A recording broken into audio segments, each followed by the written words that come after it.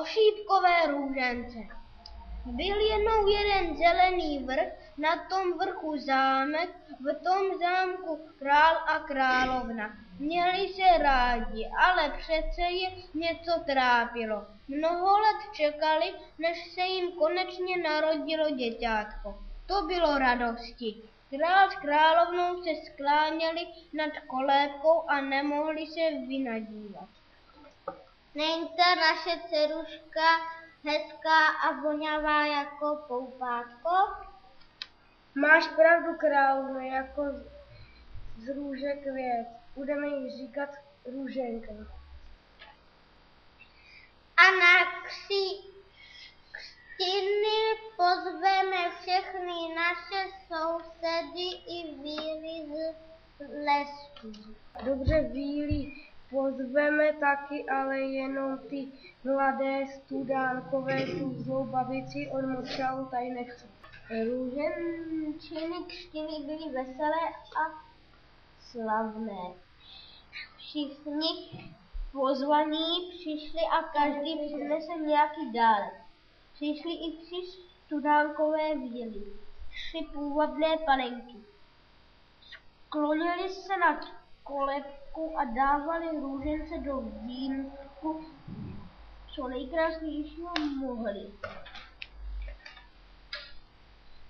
Já ti přeju, abys byla hodná, líbezná a milá. Já ti dávám srdce plné písniček, ať si stále zpíváš jako slávačka. Ale než ta 3. panenka stačila darovat princezně do života něco pěkného, vpadla do komnaty šedivá babice. Byla to zlá víla z močálů. Odstrčila od kolébky tu studánkovou a dechla na Růženku. Až budeš mít 70 let, zavoní ti růžový květ. Sotva ten svítek utrhneš, od ruce písneš zahyneš.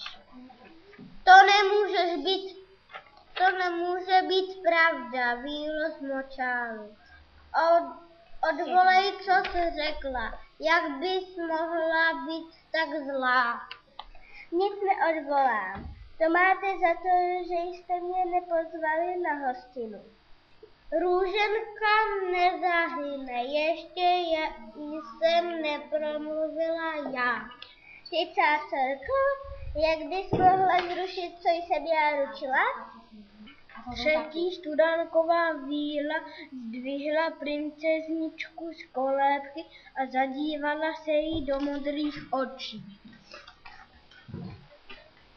Nezemřeš, Růženko, budeš jen tvrdě spát, dokud tě nezbudí ten, kdo by tě měl rád. Zlou vílu vyhnáli ze zámku, ale hostina už byla stejně pokažena. Žádný hostí se už neučnal. A král i královna měli hlavy plnou starostí, aby se zla cokoliv nesplnila. Vykoupila z hradnice si všechny růžové keře na zámku i podřazenčí. Princezna nesměla růži ani spatřit. Uplynul 17 roků a než Růženka je stále zdravá, veselá, má písničky,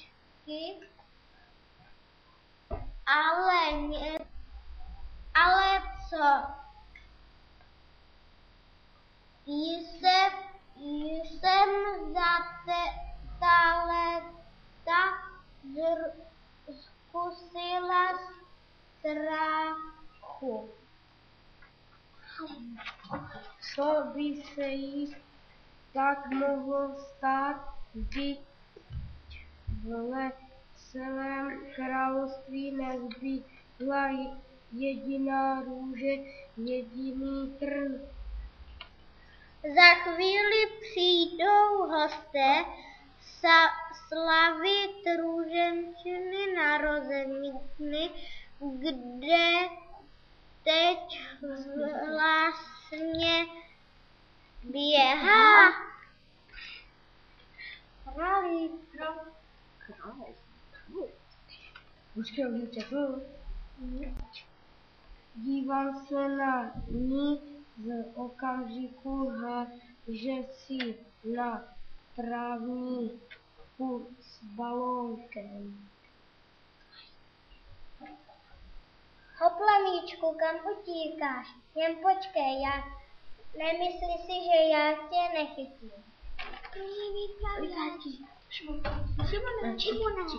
Míč se utálel jako živý. Dál a dál až nakonec zahrady a tam se ladilkami plotu probíral z louky šilahou šípkové růže celý obalený květy.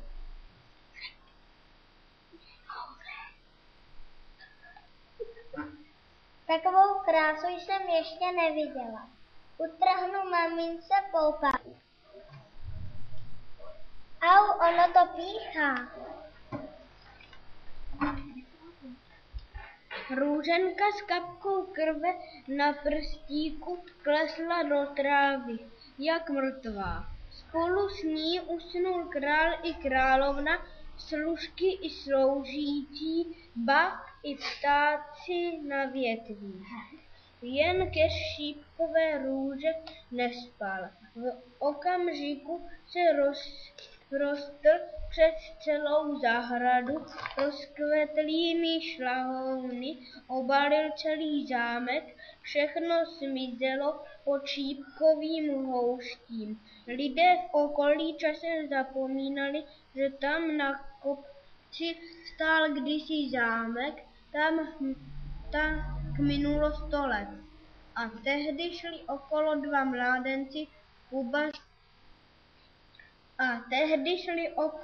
mládenci Kuba s Honzíkem. No konečně. Víš, Kubo, co se povídá, že prý je na kopci pod těmi růžemi schovaný celý zámek a v něm spí zakletá princezna. Kuboši. Ať si jen spí, já jim budit nepůjdu. Ještě bych tam třeba taky zůstal. Ale kdo jí pomůže, když se bude každý bát? Táta říká, nehaž, to tě nepálí. A má pravdu. Já bych do toho k sobě nevlezl za nic na světě. Ale mně je té princezny líto, jestli chceš jít se mnou, Kubo, půjdu sám. Jo, nechoď. Nedělej to, Honzíku, ten kopec je zakletý.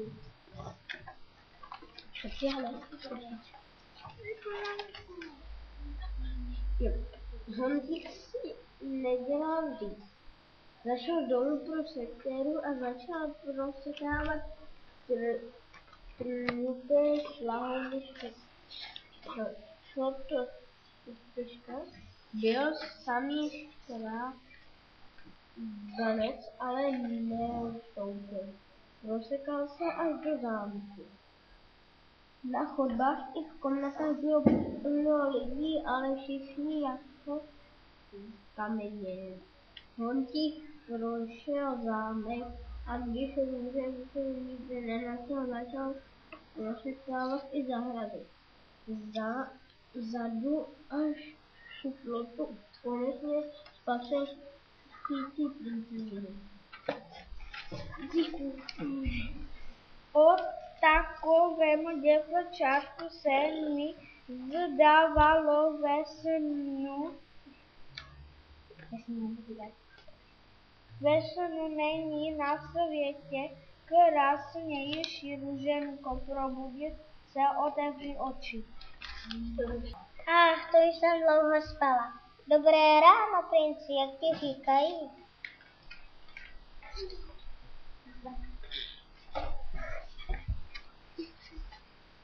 Jmenuji se Honzík a prýnoce jsem, ale nám tě růženko nade všetko rád. Kdybys nepřišel, Honzíčku, nikdy bych se neprobudila. S tebou mi znovu svítí slunce. Podívej, i ty trnité šlahouny růží utíkají pryč jako vyplašení hadi. Pojď, zavedu tě k rodičům. Honzík s růženkou se vzali za ruce a vrátili se do zámku. Ptáci zpívali, hustá křoviska šípků zmizelo. Voněl jen ten keřík na konci zahrady a kvítek z princezních prstech.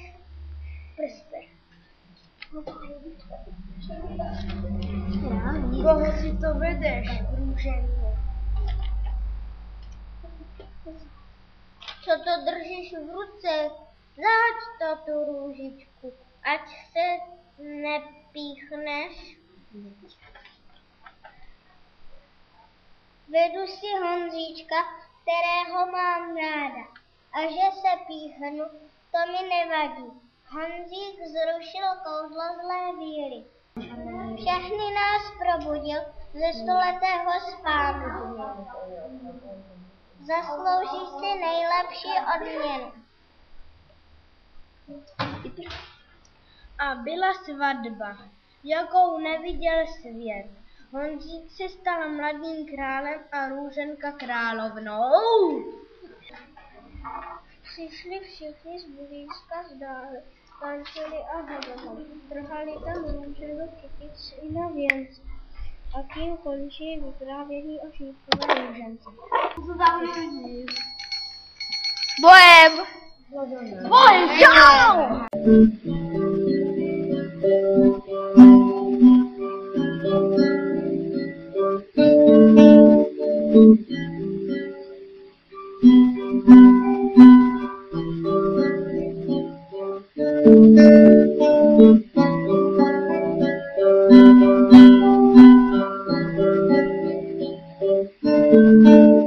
Thank you.